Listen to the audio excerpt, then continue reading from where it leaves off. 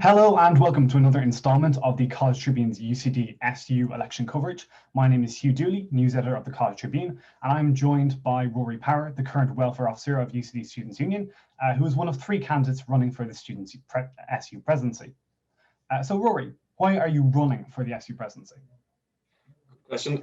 So firstly, I think I do a good job. I think I've got a good track record this year, but most importantly, I think the union is actually in quite a difficult position. We achieved some success, I think, particularly from the presidency of Joanna Sawierska onwards, in turning the union into a more relevant, more democratic institution. But being online for the last year has been really challenging. And I think most students, unfortunately, see the union as irrelevant, ineffective, and we are facing a legitimacy crisis. I think I've got an ability to hit the ground running this year. I have a good plan for how we're going to increase our outreach.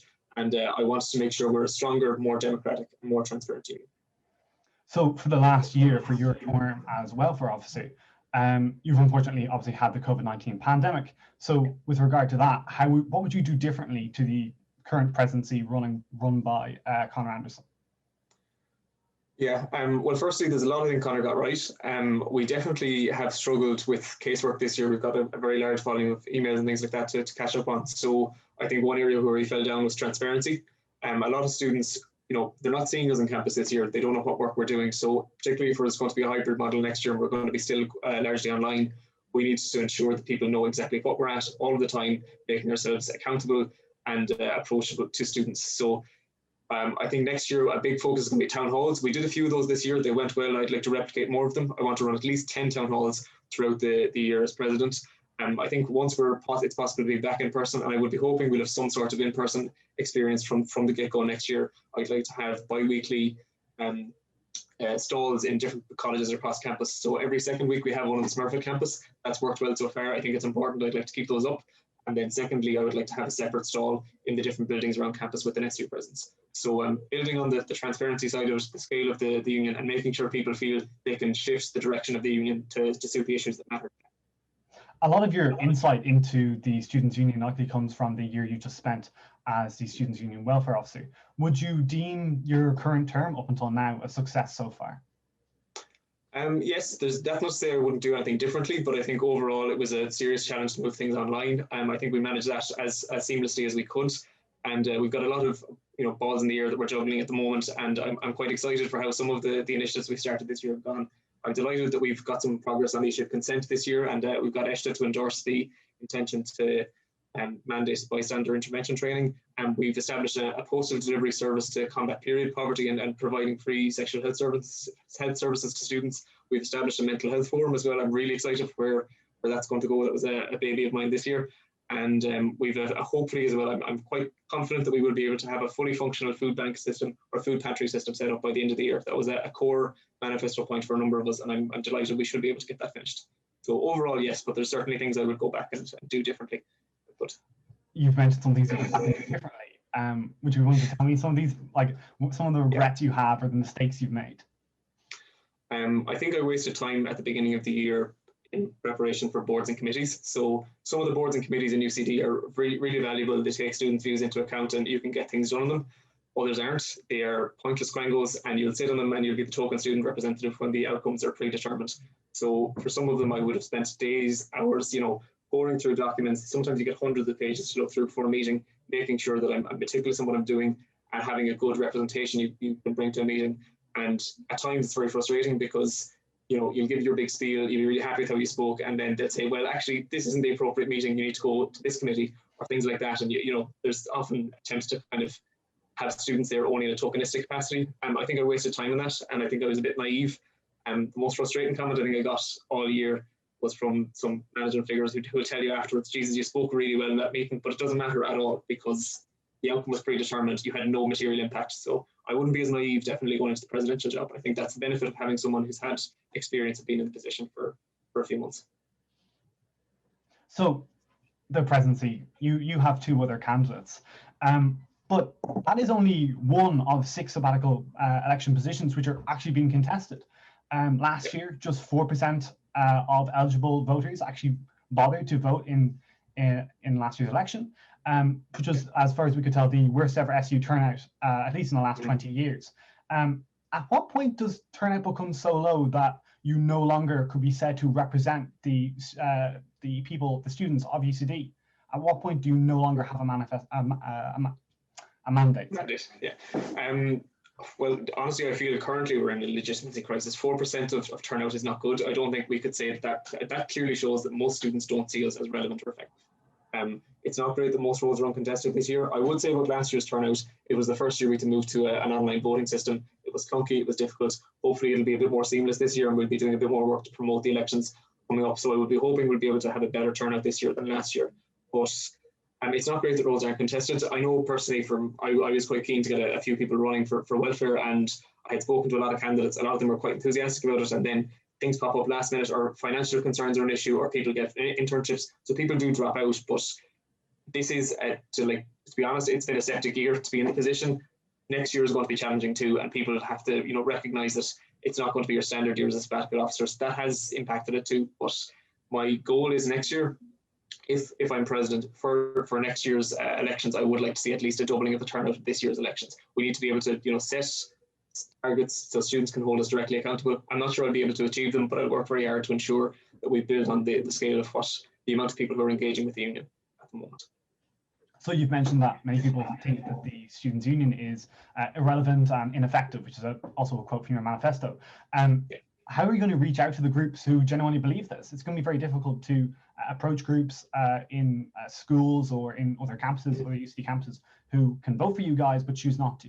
What's the plan to reach out to them? Yeah, so the first thing, I suppose, that's why it's important to physically have a presence in those buildings. So once we're able to be back on campus, I want to be able to reach out to those cohorts of students who've got very low electoral turnout or very low engagement with the SU. We can see as well the amount of, the different schools who've got more class reps representing than others. I think particularly the likes of engineering, agriculture, those sorts of buildings, we tend to have a bit of a disconnect there. We seem to have generally good engagement from arts, humanities, social sciences, and some of maybe the law school as well. So it's important to keep those connections, but also physically being on campus so students can come to you, tell you what the problems they're facing, and see how you can act on it. So part of that is the responsibility of sabbatical officers to act on those concerns. But I think we focused, because the strength of a kind of a smaller union tends to lie in lobbying. The students who are very passionate about maybe social issues or political issues tend to be more involved. It's people who want to see more action on the bread and butter stuff as well. I think we need to do a lot more work to bring them inside. So more town halls, 10 of them throughout the year, more meetings, workshops, I think are worked quite well for us this year, and having a physical presence on campus is how I would tackle that. So your town halls, what will these be about? What do you hope to ask students their opinions on? Sure. So we did one this year on image-based sex abuse. We did another one on the nursing and midwifery issue for placement. That's still a live issue. We have the bursary in place now for €100. That's fine. It's a start.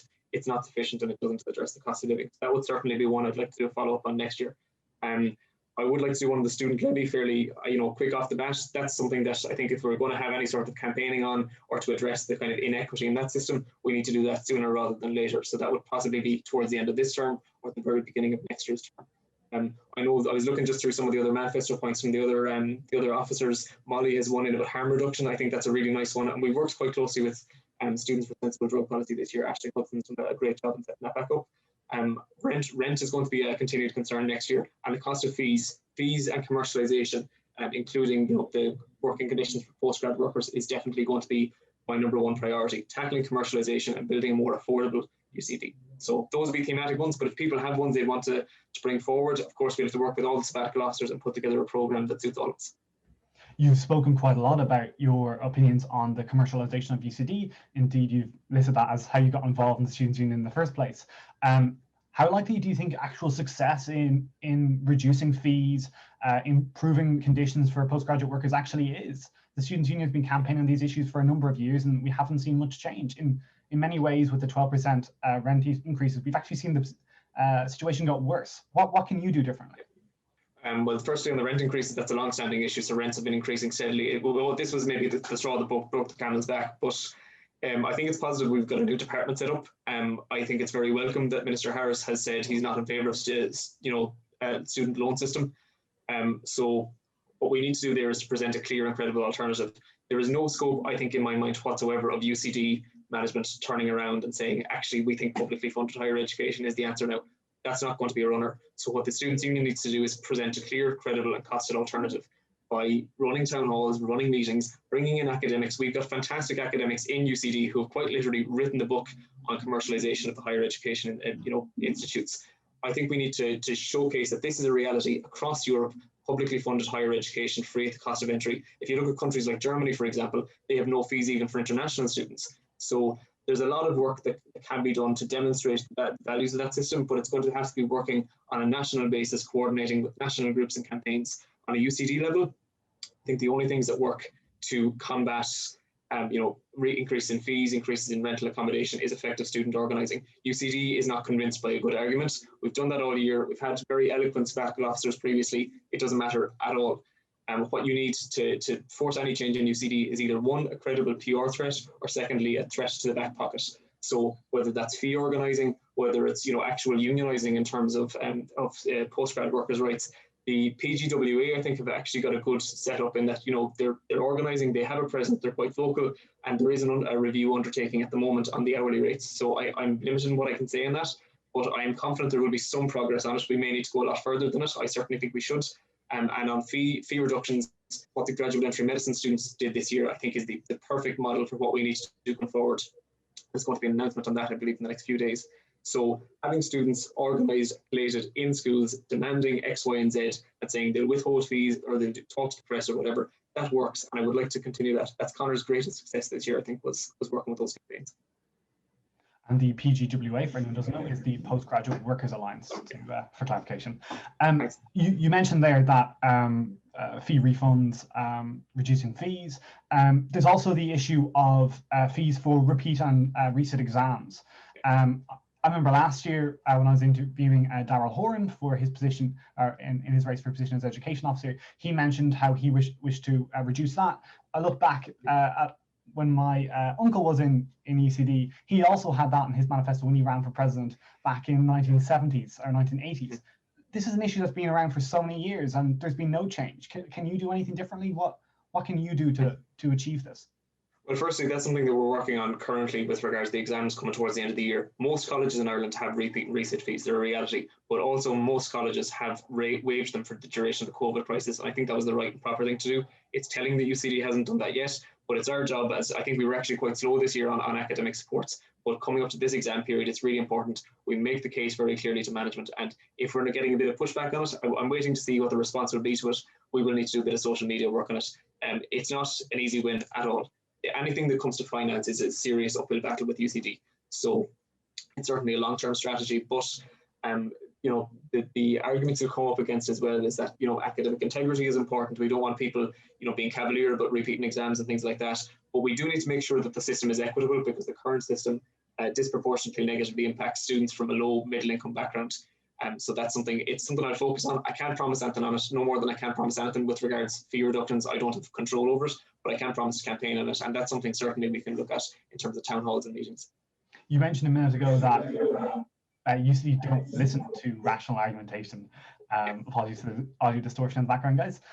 You mentioned that UCD don't listen to rational argumentation, that you really have to go big, you have to speak to the media.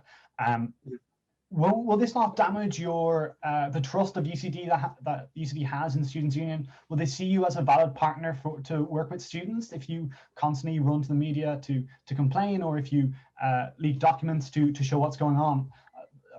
Might be a real threat to the relationship. Do you think that's an issue?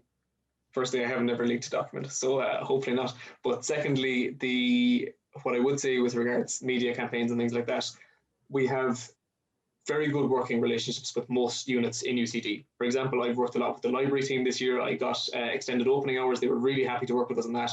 And we'll have extended opening hours as well coming into the next exam period. We have a good relationship with the States, Access Centre. There's all of these units. There's no shortage of dedicated staff who are dedicated to supporting students on campus. And we can achieve things with them because we're pushing in the same direction with the same desired outcomes. We work well with the trade unions too. When it comes to the university management team, you cannot negotiate with dysfunction. And while there's some things we can work together on, such as the University for All initiative, I think is one of the most progressive things coming out of the UMT in quite a long time. And we can work on more accessible, disability-friendly facilities on campus. I have done that this year. When it comes to fees, when it comes to the rampant corporatization and commercialization of UCD and the higher education sector, our views fundamentally diverge from management. And we can't just sit back and act the doormat and say, sorry lads, didn't realise that's your opinion, we'll leave it there. It's an absolute attack on the rights of students to, you know, an accessible education. Education has been commodified so much in this country when you look at what's in place in other countries. So we're not going to back down on that. We'll be respectful with management as much as possible. You know, where we can, we will try to seek compromise, but you can't negotiate with dysfunction. And I do feel that their approach to lobbying on fee issues, like we have a president who sits in front of joint Oireachtas committees and says he wants a student loan system. No harm to him. You know, we've had quite respectful engagement with them this year, but that's a disastrous system for students. If you look at what's in place in the US and Australia, you're saddling low and middle income students with a lifetime of debt, and that's something we should be trying to avoid at all costs. So UCD is going through a pretty horrid financial year. They've had a significant loss of income, and you're asking for the appointment of a dedicated financial student support advisor. How exactly do you foresee UCD helping to implement this? Or is this something you want the Students' Union to do? The Students' Union themselves aren't doing so brilliantly financially at the moment either. Yeah. So firstly, I think we have actually had fairly steady fee income. The expectations, I'm limited in what I can say because we've confidential responsibilities, but the fee income this year has been steadier and better than was predicted. The university has no issue and a long-term, and a standard year on spending quite a lot of money on frivolous activities. And I know I went on about the business class flight a lot last year. The student support, financial support officer, I think would be a really valuable one. And that's, I would like to follow and replicate what Niall Torres did a number of years ago when he was graduate officer. He found it was really important to have a designated student advisor for postgrads. We've one in place at the moment, Carita, she's lovely. So I think I would like to see it possibly incorporated as part of the student advisory service. I do think it's something UCD should be providing. I don't think that we will be able to do it within the Students' Union. My priority will be the reinstatement of the rental support officer. I think, that regardless, I believe there's an application currently going in for more funding to achieve that. But if we are serious about a university for all and supporting students and that's corporate buzzwords in our 5-year strategy, we need to back that up with tangible action. I don't think this is unrealistic, and I'll be speaking to the head of the Student Advisory Service. We've got a very good relationship with them, and they are very willing to work with us. And if they see value in it as well, we can certainly put a proposal to UT. But I think that's one of the most realistic things in my manifesto. I think that's very achievable. So to move on to in your manifesto, you mentioned your hope for a more inclusive and diverse campus, but you didn't never specify how you're going to achieve this. What plans do you have in place? What aims do you have, and how would you measure success in UCD being a more inclusive and diverse campus? Sure. So one of the most, I think, in interesting discussions we had at council this year was on the issue of classism. A lot of the class reps felt, UCD kind of times a bit of a cold house for addressing the issue of class on campus, and you obviously have very a growing but still a relatively small cohort of students that come from working class backgrounds or low income backgrounds. That would be one of my town halls, and I'd like to get that started off at the start of the year, looking at how we can address the issues of classism. And when we're talking about groups who are maybe marginalised or affected by certain societal issues, people affected directly by it should be leading the conversation.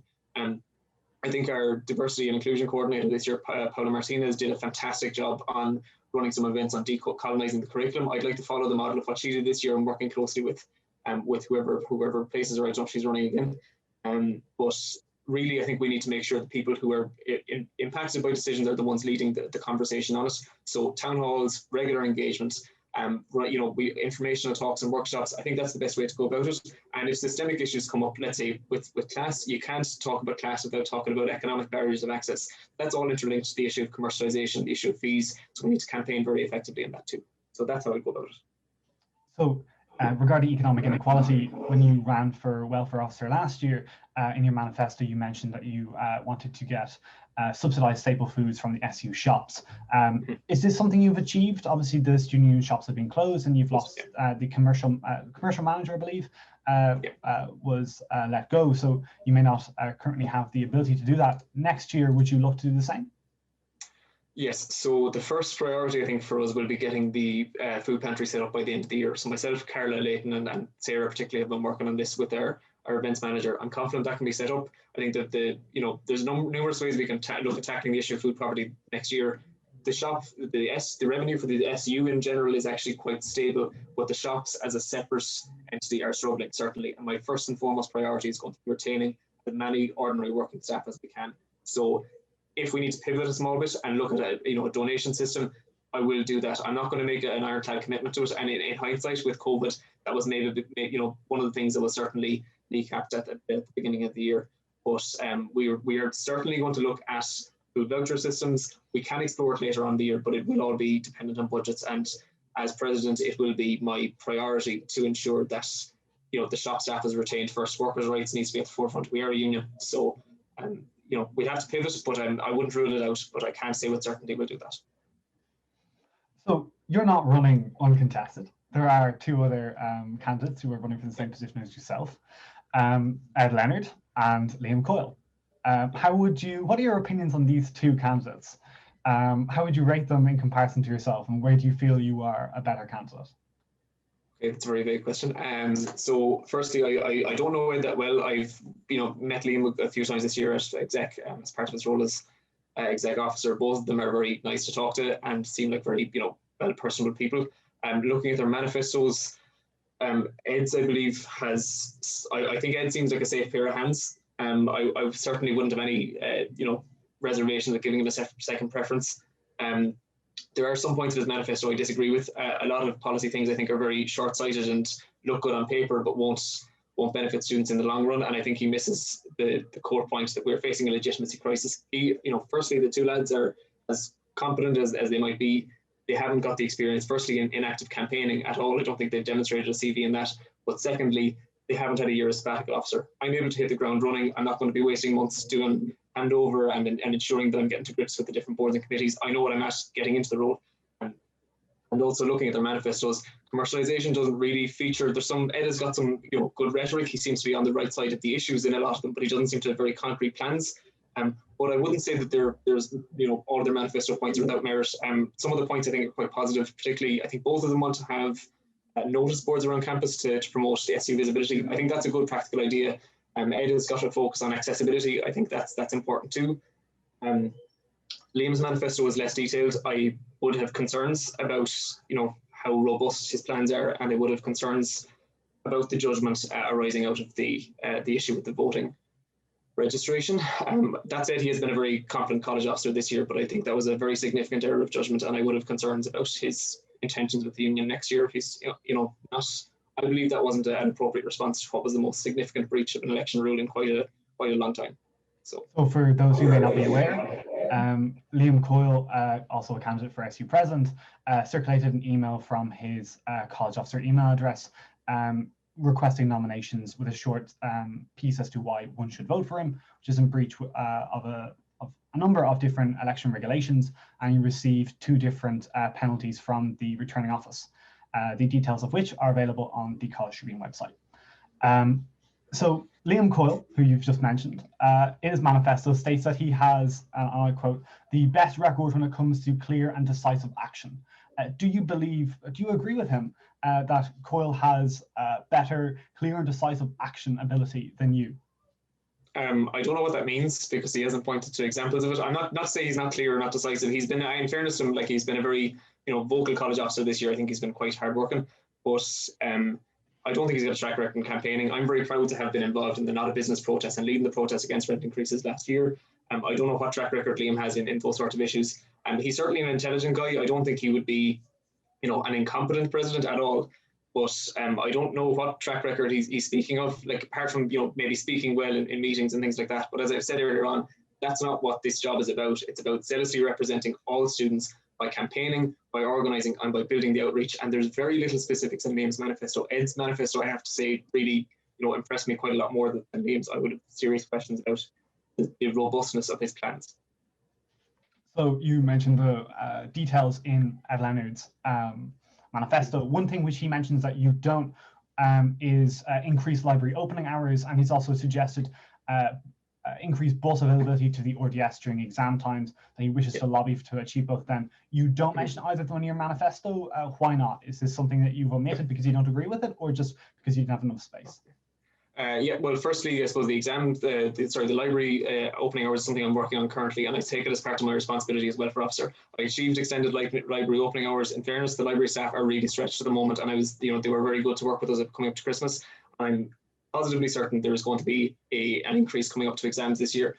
I've also worked with the state services. We now have Sunday study spaces. I will take a bit of clout for that. I've worked quite hard on it this year. So I'm delighted that Ed has it in the manifesto. It's important. Of course, I'll work on it next year, but I've actually got the track record in getting it done this year. So I can jot that down. The second point I would say about the buses, sure, we don't know what's going to happen with exams next year, though. We don't know if we're going to have to return to the RDS. We would hope so, and absolutely we would like to look at the busing system, but that's all going to be budget dependent. Having the presence in the RDS, he's got that in his manifesto. If there is RDS exams, of course I would do that too. And busing is going to depend on our budgetary constraints. I'm not going to make a promise I'm not sure I can follow through on. I don't know if we're going to be in the RDS, but it's a good point in his manifesto, and I'd be happy to engage on that issue too. So, although the legitimacy and accuracy of this poll could be called into question, as the methodology and actual sample size has not been released by the page in question, UCD Confessions, an Instagram page primarily targeted at UCD students, did a poll of the 3 candidates for SU present.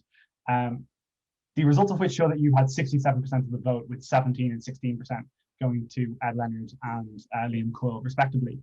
The sample size was alleged to be greater than last year's turnout. Do you believe then that you're the favourite for the position? Firstly, I don't think that says much for the sample size of our voter turnout, which exemplifies why the SU is in a tough position with legitimacy. But I don't accept that I'm the front runner. Like, it's a poll. I'm delighted they ran the poll. It was a bit of an ego boost to see it. There are 2 good candidates running against me. I don't take it as a start at all. I intend to, treat the with respect going into the debates, and I don't think it's a start. Every last vote will count, and I'm sure to keep campaigning up until the very end of it. So no, I don't take it as a certain task, I suppose. I think it's still all to play for. So then, should you be elected as SU president, how would you judge the success of your term? Well, I think I've set some rigid benchmarkings so people can judge me based on figures. I want to run 10 town halls. If I don't do that, you'll be able to see that very, very clearly. I want to have a presence on campus. Obviously, that's COVID permitting in the different buildings, but once we're able to do that, that's going to be a significant undertaking. People will be able to judge us on that.